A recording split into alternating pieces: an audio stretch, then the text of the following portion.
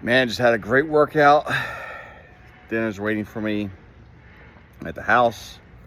And took a few minutes after my workout. Really good workout, felt really, really good. Didn't get everything I wanted into, but hey, there's only so many hours in the day. I want to take 5 minutes and just look at that pool, man.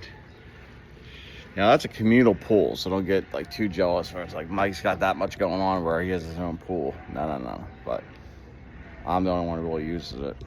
I have the whole community. Man, feeling blessed. Great workout. Got that dinner. Watch the big screen. I try to make it that haircut, the barber shop before he closes. Young guy, does a really good job. Some of the construction workers got their music going in the background. Man, blessed, man. Feeling really, really blessed. So much so that I wanted to share that wherever you're at in life, man, that's not the end all be all. That is not, man. I was in a mental hospital. So amongst many other things, when everything was going down in my situation, again, you watch one of those podcasts I've been on, kind of get a little feedback, a little perspective of where I was at and what was going on. And I ended up in the mental hospital. So as a veteran, I have the ability to, sorry about that background. So I have the ability to utilize VA services, not only due to my disability rating, but as a veteran. And so I made it to the VA. I drove up there. Probably wasn't in my best mental state to go driving. Actually, I know I wasn't. I showed up at the VA, went to the counter, and then I couldn't even get the words out. I am sorry about that. Hopefully that's not too distracting. Let me know in the comments if that's distracting. I'll redo the video. Anyway, so I go up to the front desk and like I can't even get the words out. I just do like this. I'm just like, and I'm like, okay. And then they were great. You know, they had a VA, not security guard, but police officer take me. He was super cool, super relaxed. They treated me a lot of respect, a lot of care. Even though I looked like shit, I definitely felt like shit.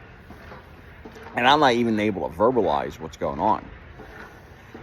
So they get me in front of a psychiatrist, finally I'm able to let out that, you know, hey, I think I'm really struggling with a reason not to kill myself right now. And a few weeks previously, I was already on Prozac and some mental health meds, another one besides Prozac. And so I sat down with the psychologist, or not the psychiatrist, and took a look at the meds I was on. And we talked, and beforehand, the psychiatrist I was working with, she was up in Long Beach. I had never actually personally met her, except online. And she had actually thought about hospitalizing me a few weeks previously. And then finally I was just like, I need to go to the hospital. I'm losing my mind. And that's what happened. I ended up in the mental hospital for almost 3 days. 3 days being in the hospital. And they took out the shoelaces from my shoes. They gave me some slippers. And it was cool. It gave me a chance to really kind of wrap my head around where I was at. Like, how did I get to this point? How did I go from being so high and mighty, really? And then here I am in a fucking mental hospital. How the fuck did that happen? Happens easier than you would imagine. Easier than you would imagine, my friend. And so in the mental hospital, you know, you check in with the psychiatrist every few hours. You get your own room, you get access to a TV, and then it's in a community area. And the one bad thing at the time, I was like, well, I can't even allow a book because they're afraid that you're gonna paper cut yourself to death. But in the end, ultimately, after the second day, they kind of see that I was like together, so they gave me a Dean Koontz book. And fortunately, I like Dean Koontz. I only got halfway through it before. I still been meaning, I think it's called Watchers. I've been meaning to buy it online on Amazon to finish it. It was a really good book.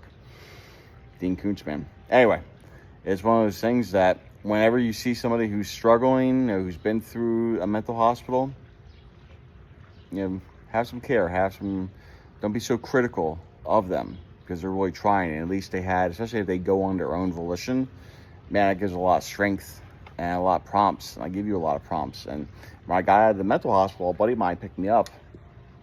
And here I am in my slippers, man. And he's picking me up. And he's like, bro, where are your shoes at? I was like, oh, fuck, Al. How many shoes? I had slippers. And they gave me my bag, my shoes, and the shoelaces were at my shoes.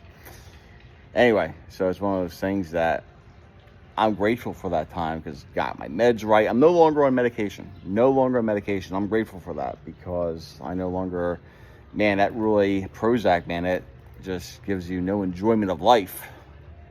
I would be doing this and just wouldn't feel any joy. About to have a steak, wouldn't have any joy. That's the effects of medication, man. But here I am, enjoying the sun coming down, looking at my pool. Man, got dinner waiting for me, got a big screen TV, got the dogs. Man, blessed, man. So in the end, if you find yourself in a mental hospital, or you've been in a mental hospital, don't let that define you, man, because I was there. I made it through, and I get to enjoy a nice pool, a nice dinner with a big screen TV, a nice young lady, and get to enjoy my dogs, get to go get my hair cut. It's all good, man. Don't let the past affect you. It doesn't define you. Out.